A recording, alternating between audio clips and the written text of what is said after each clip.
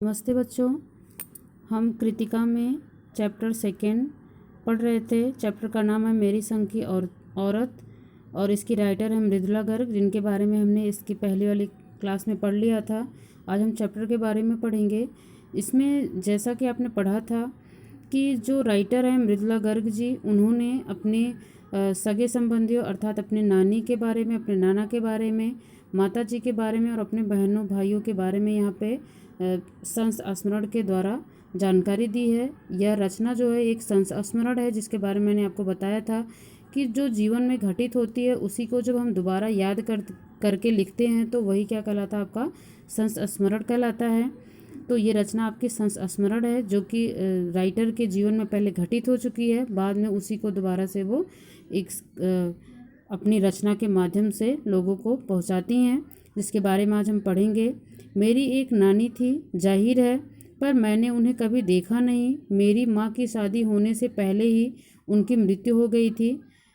शायद नानी से कहानी न सुन पाने के कारण बाद में हम 3 बहनों को खुद कहानियाँ कहनी पड़ी। अर्थात वो अपने बारे में बताती हैं कि उनकी एक नानी थी, जाहिर है। जाहिर है का मतलब ये बिल्कुल सही है या ये एक सत्य है कि जो इंसान है तो जाहिर सी बात है उसकी नानी, दादा, दादी ये सब हुए ही होंगे, पर मैंने उन्हें कभी देखा नहीं। अर्थात उन्होंने, अब राइटर जो है, अपनी नानी को देखा नहीं था, क्योंकि उनकी नानी जो है उनकी माँ की शादी के पहले ही उनकी मृत्यु हो चुकी थी। और वो अपनी नानी के बारे में बताती हैं कि अक्सर लोग कहते हैं कि कहानियाँ जो है वो नानी या दादी सुनाती हैं, तो नानी तो उनकी थी नहीं, तो इसीलिए वो कहती हैं कि शायद नानी से कहानी न सुन पाने के कारण था, तो अपनी नानी से कहानी नहीं सुन पाई थी, इसीलिए हम 3 बहनों को खुद कहानियाँ कहनी पड़ी। अर्थात वो 3 बहनें जो थी वो कहानियाँ लिखती थी।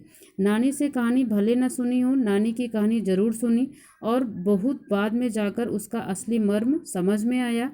पहले इतना ही जाना कि मेरी नानी पारंपरिक अनपढ़ पर्दानशी औरत थी, जिनके पति शादी के तुरंत बाद उन्हें छोड़कर बैरिस्ट्री पढ़ने विलायत चले गए थे। अर्थात वो अपनी नानी के बारे में बताती हैं। मर्म का मतलब यहाँ पे क्या था कि उसकी कहानी, नानी की कहानी ज़रूर सुनी और बहुत बाद में जाकर उसका मर्म समझ में आया। अर्थात उसकी असलियत क्या थी या उसकी वास्तविकता क्या थी वो उनको बाद में समझ में आया था। और अपनी नानी के बारे में बताती हैं कि वो पारंपरिक थी, अर्थात जो परंपराएं चली आ रही थी उसको निभाने में निपुण थी। अनपढ़ थी, अर्थात पढ़ी लिखी नहीं थी। पर्दानशी थी, अर्थात वो पर्दा करती थी। और इसके बाद फिर वो बताते हैं कि उनके जो नाना जी थे बैरिस्ट्री का मतलब वकालत, अर्थात वो वकालत पढ़ने विलायत चले गए थे शादी के बाद ही। कैम्ब्रिज विश्वविद्यालय से डिग्री लेकर जब वो लौटे और विलायती रीत रिवाज के संग जिंदगी बसर करने लगे तो नानी के अपने रहन सहन पर उसका कोई असर नहीं पड़ा। न उन्होंने अपनी किसी इच्छा, आकांक्षा या पसंद नापसंद का इजहार पति पर कभी किया। अर्थात उनके कहने का मतलब था कि उनके नाना जी विलायत से बैरिस्ट्री पढ़ के आए थे, वकालत पढ़ के आए थे, तो वो जैसे वहाँ विदेशों में लोग रहते हैं वैसे ही उनका रहन सहन था, वैसे ही उनका खान पान था। लेकिन जो उनकी नानी जी थी उनका जैसे जीवन था वो वैसे ही सादगी से जीती थी। उन्होंने अपने रहन सहन में कोई परिवर्तन नहीं किया।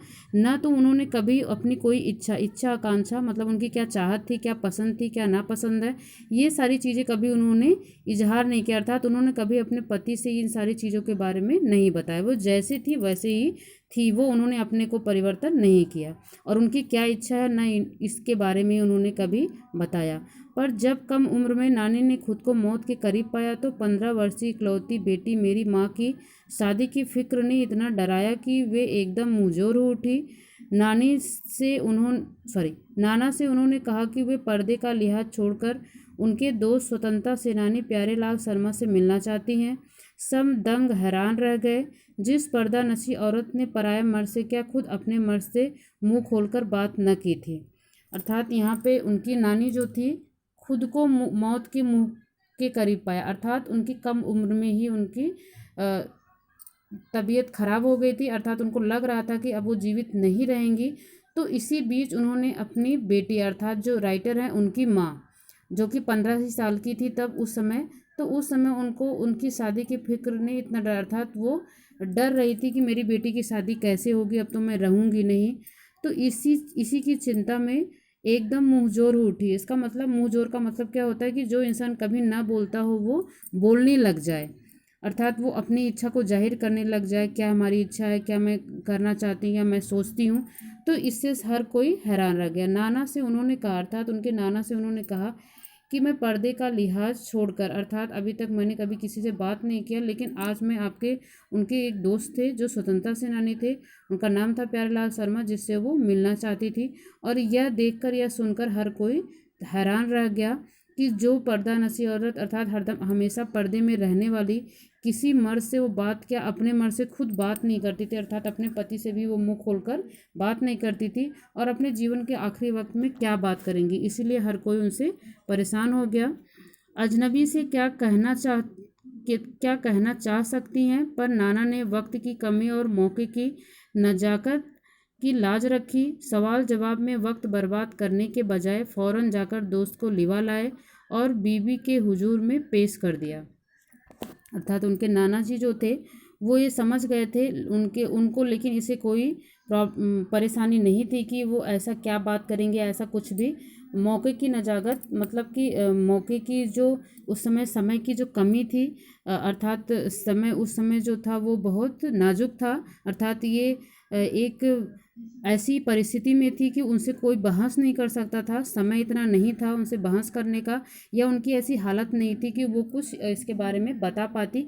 तो इन सब का लिहाज करते हुए, इन सब की लाज रखते हुए उन्होंने सवाल जवाब में अपना समय बर्बाद नहीं किया, क्योंकि वो एक पढ़े लिखे इंसान थे तो उनको हर चीज़ पता थी।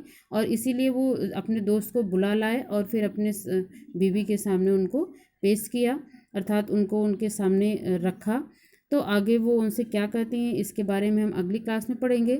बच्चों, इसमें जो भी शब्दार्थ दिया रहता है उसको आपको अपनी कॉपी में लिखना है और चैप्टर को आपको अच्छे से पढ़ लेना है, ताकि जो चीज़ें आपको समझ में नहीं आए तो आप उसको पढ़ाते समय अच्छे से समझ सको।